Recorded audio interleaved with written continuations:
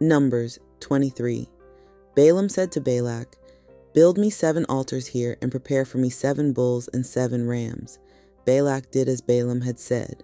Then Balak and Balaam offered a bull and a ram on each altar. Balaam said to Balak, "Stay by your entirely burned offering. I will go, and perhaps the Lord will grant me an appearance and speak. Whatever he shows me, I will tell you." Then he went off to a high outlook.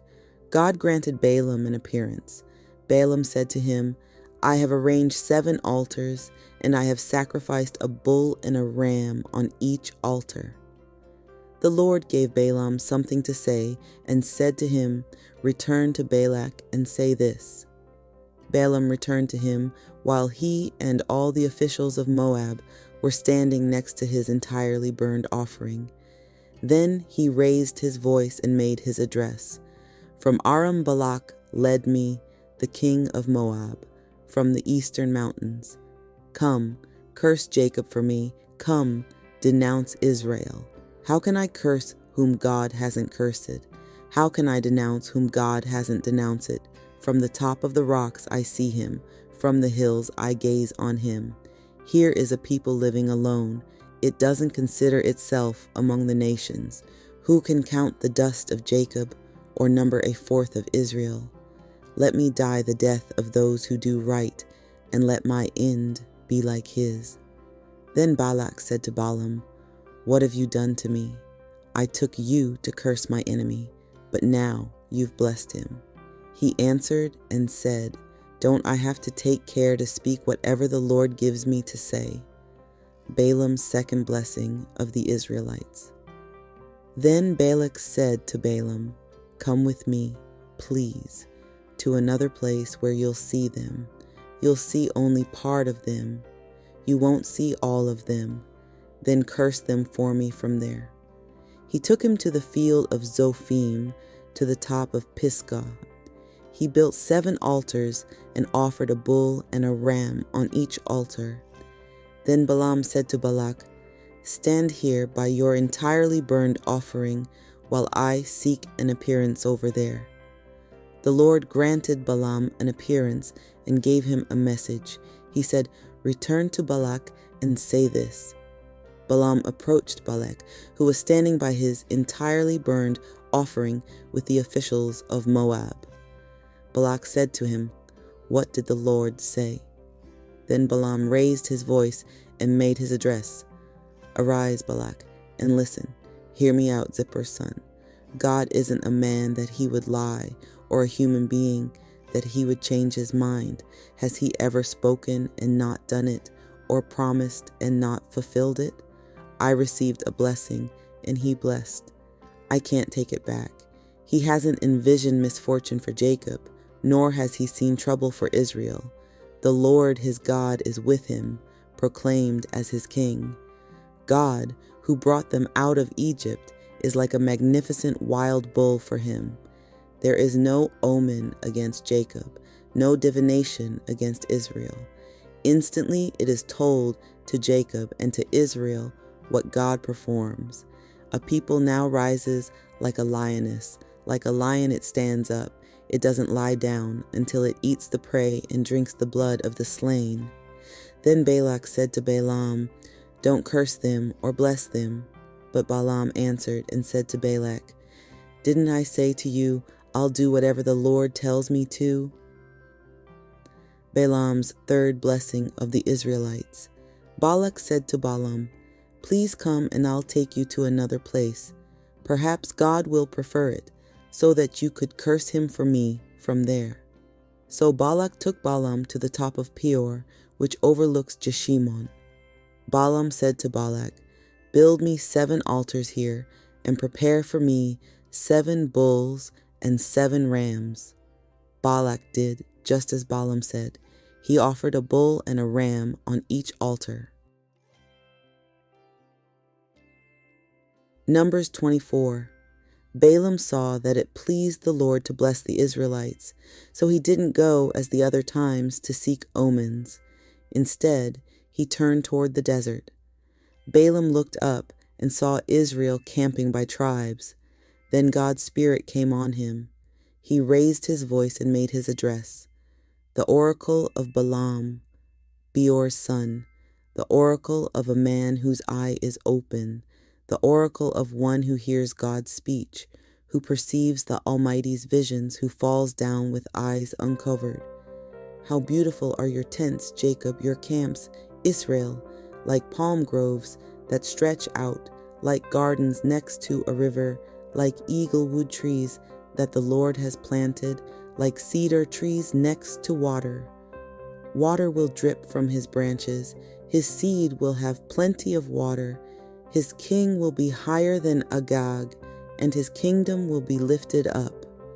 God, who brought him from Egypt, is like a magnificent wild bull for him. He will devour enemy nations and break their bones. He will strike with his arrows. He crouched and lay down like a lion, like a lioness. Who can make her rise? The one blessing, you will be blessed, and the one cursing, you will be cursed. Balak was angry with Balaam. He pounded his fists. Balak said to Balaam, I summoned you to curse my enemies, but now you've given a blessing these 3 times. Now get out of here and go home. I told you I'd greatly honor you, but the Lord has denied you any honor. Balaam predicts Moab's destruction. Balaam said to Balak, Didn't I tell your messengers whom you sent to me? If Balak would give me his house full of silver and gold, I wouldn't be able to break the Lord's command for good or ill by my own will. I'll say whatever the Lord says. So now I'm going to my people. Let me advise you what this people will do to your people in the days to come. He raised his voice and made his address. The oracle of Balaam, Beor's son. The oracle of a man whose eye is open. The oracle of one who hears God's speech and understands the Most High's knowledge, who perceives the Almighty's visions, who falls down with eyes uncovered. I see him, but not now. I look at him, but not nearby. A star comes from Jacob. A scepter arises from Israel, smashing Moab's forehead, the head of all the Sethites. Edom will become a possession, Seir a possession of its enemies. But Israel acts powerfully. Someone from Jacob will rule and destroy the survivors from Ir. He looked at Amalek and raised his voice and gave his address. Amalek is foremost among the nations, but its end is to perish forever. He looked at the Kenites and raised his voice and gave his address. Your dwelling is secure, your nest is set in the rock, yet Cain will burn when Asher takes you away captive. He raised his voice and made his address. How terrible! Who will live when God does this? Ships from Kittim will attack Ashur. They will attack Eber, and even he will perish forever. Then Balaam arose, set out, and returned home. Balak also went on his way. Numbers 25. Israelites and Moabites intermarry.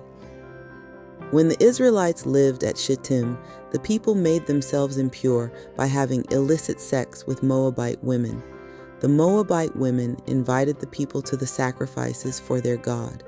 So the people ate a meal and they worshiped their God. Israel became attached to the Baal of Peor, and the Lord was angry at the Israelites.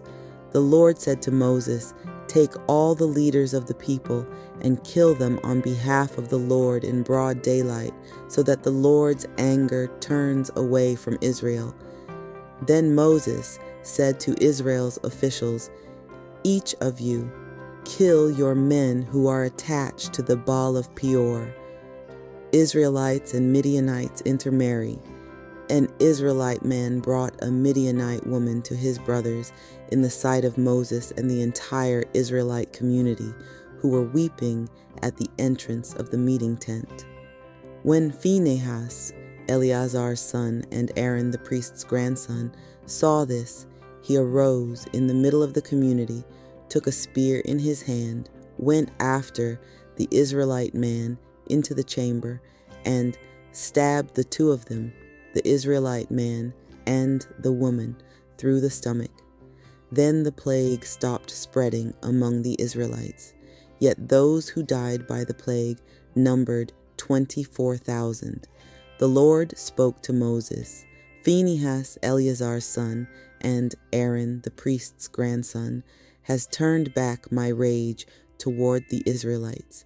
Because he was jealous for me among you, I didn't consume the Israelites due to my jealousy.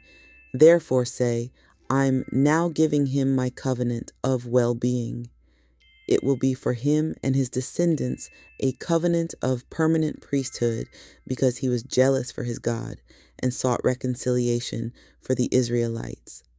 The name of the slain Israelite man who was killed with the Midianite woman was Zimri, the son of Salu, chief of Simeon's household.